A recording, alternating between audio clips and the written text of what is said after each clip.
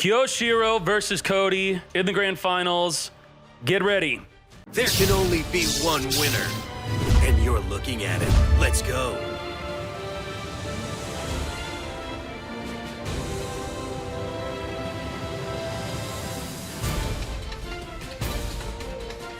Are you ready for the grand finale, Kyoshiro and Cody?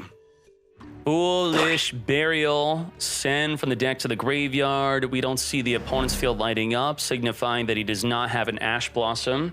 Are you ready? Are you ready? Come forth. This is the Veiler, an imperm check. Is this field lighting up? Oh! Bro, I'm sorry for cheating you. I'm so sorry. I'm so sorry. And there you go, you legally cheated. Let's go. Ragged Gloves. Yeah, look, he's hiding it now. He's right-clicking, left-clicking. He's sweaty gaming. Cherubini sends the cost. You don't want a Veiler or Impermanence this, Cody. Scales to the grave. Phantom Knight Adventure in the grand finals. Are we setting up that DPE? We got Torn Scales off of the Ragged Gloves being banished to send the Phantom Knight Wing. Wing in the graveyard could banish to summon a Phantom Knight whenever you want during either player's turn. By banishing a Phantom Knight, that triggers the Scales from the graveyard to come forth and summon. Scales could discard a card to send a Phantom Knight card from the deck to the graveyard. We are setting up for the ultimate Wombo combo. Let's get a Phantom Knight deck up and going. Levier detaching the Scales to summon the Cloak onto the field. Where are we going from here? Are we ready to summon Rusty? Rusty is going to be the way. Rusty, so good, cannot be used for a link material. But we're going to make a Dagda instead. What the hell? We're going to Dagda into Anaconda. Now, the Dagda is going to be setting the Artifact Scythe, and then we're going to be locking the opponent out of the extra deck. There you go. This can avoid negation like Forbidden Droplet if you properly follow this combo, which I'm not going to describe. Chill. Chill. We're not doing it. I'm not telling you. Dagda, activate, set the Scythe. Wandering Griffin Rider, DPE. So we have non-targeting pop, lock him out of the extra deck. Omni negates. Double disruption plus a floodgate. Cody, the ball's in your court. Good luck. Chaos Space is not going to initiate a response. I don't think so. I think he wants to wait with the DPE. We would need another way to destroy the Scythe that's not DPE. He's actually negating the Chaos Space, searching for a Dark Monster. He does not want him to search for a Collapsed Serpent. So let's bring up the deck type of Rockets. Here we go, Rocket Tracer. Let's click on the Dragon Link deck type. He did not want him to search for the Collapsed Serpent. Collapsed Serpent is a really good combo alongside the Wyver Burster to get... It leads into big plays. It's going to lead into a Chaos Ruler, milling your deck, adding a light or dark among those 5. I could not believe negating Chaos Space just negated his turn. No way. And Chaos Space is different than a card like Rite of Erismere. If Rite of Erismere is negated by the Griffin, you could activate another one. If Chaos Space is negated by Griffin, you cannot activate another one. Why is that? Because it says you could only use the effect of Chaos Space. Even if the activation is negated, you used. And if a card says it can only be activated once, if you negate the activation, you can activate another one. So who knows if he had another one? If he did, that just sucks. Scythe is here, which is no longer locking him out of the extra deck. We are going to be DPE in Celestial. Gonna be drawing 2. Chat, how about we start slow with the DPE problem? Instead of banning Anaconda right away, which down the line we probably will end up just doing because TCG and OCG have both agreed to ban the card, how about we limit Fusion Destiny to 1, and then we ban the titties. These titties. Celestial, banned. Banned.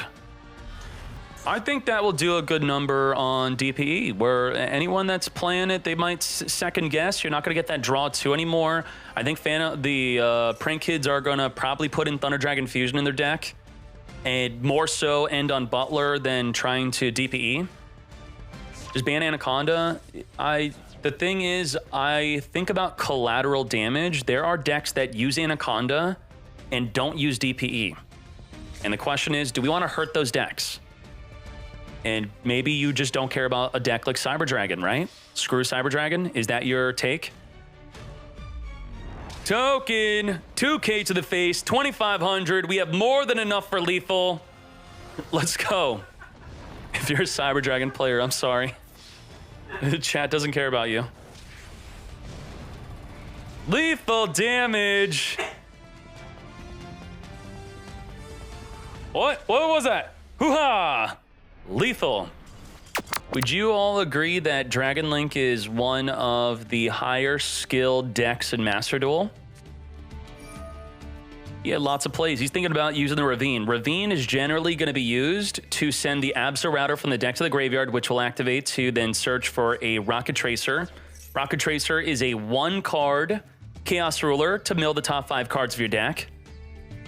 Also adding a Layer Dark among those 5. No, nah, yes. Whoa, Rocket Recharger. We must already have the Rocket Tracer in the hand. Interesting. Or we could quick launch the Rocket Tracer onto the fields. Kyoshiro with the fields lighting up. What could he have that he would not want to activate? If we want to legally cheat, if we're looking at the hand trap chart here, what would be something that's activatable but he's not using? Yeah, we're going to mark Griffin Rider as a hand trap so it does show on here. I do think it's Griffin Rider. That's got to be the card. It's got to be Griffin. That's it? That's it? We could Crystron Hack during the opponent's turn to summon a Shooting Riser Dragon. But Shooting Riser Dragon is a tuner. Tuner plus tuner ain't tuning into nothing. Damn. I don't know about this. Didn't seem so good. Rise of Me. Dragon Links, LOL. Mods ban him. Come forward token. This is going to allow us, yeah, he did want to negate with the bear on the floor. Very interesting. If you negate the Rite of Air's Mirror, it is a gamble where, especially if they don't activate the Water Enchantress and they shotgun the Rite of Air's Mirror, that means if they have a Water Enchantress, or Rite of Air's Mirror in the hand, that's 3 other cards that they could activate another Rite of Air's Mirror with if you negate the activation of the rights. So maybe the goal in your mind should be if they did not activate Water Enchantress, don't negate the right. I think that's a good thing to go by. I think that's a good rule. Just overall, just a bad situation. It's just really bad.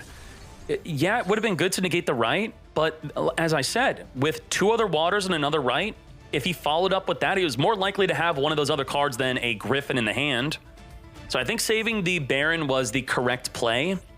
But if you had the Millennium Eye, you would have negated the right instead. Ash, negate the fateful Draco back ad. He's unironically negating Draco back search. Or is he? Did he? I don't think you would trick them on adding Water Enchantress to bait the Ash, would you? We don't know. You normal summon then activated Faithful. Did he bait? Did he jabait?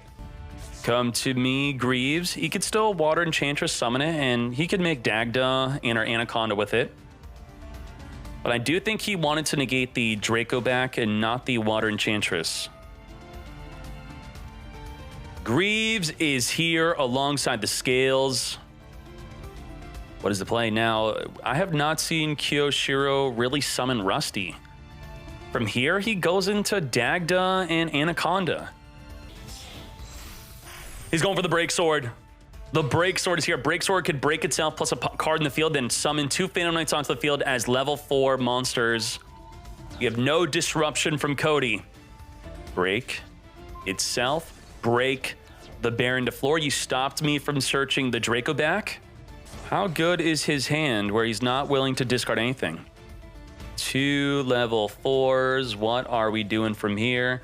We're not Raider Knighting, are we? Raider Knights into Arc Rebellion Exceed? What the heck are you doing? We can't lethal off of this. Are you kidding me? I think we're just going to go into the good old-fashioned Scythe DPE, yes? Right, it says you can only summon dark monsters. You had to do it early. You did it too late. Now, I'm not going to even get into the discussion of what happens to the TCG when you activate the Water Enchantress under the restriction of Phantom Knight if you have to force them to now banish. I don't care what happens. Let's go. Get spinning. Unicorn spin. But I could tell you he definitely intended to special summon. You don't search Right of Erismere, then discard it. Let's go. Ragged Gloves. Oh my, with the Greaves. It's all coming together. Now we are going to Shokan into access code talker. Enter in the codes.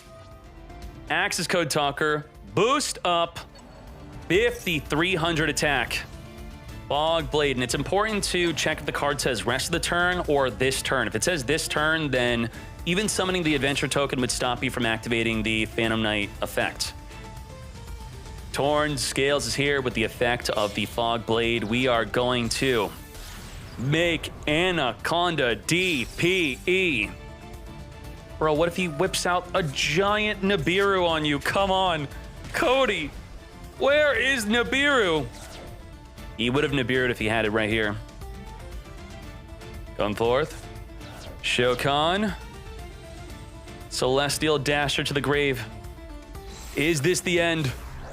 I could not believe Phantom Knight Adventure in the grand finals.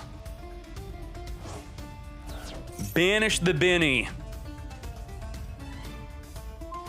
Wipe out the Rox Rose. To battle phase we go. Hits him for 53. Can't even imperm with the field spell to reduce the access code talker. No imperm. Lethal damage with the Anaconda. Let's go. Yes. That is what I'm talking about.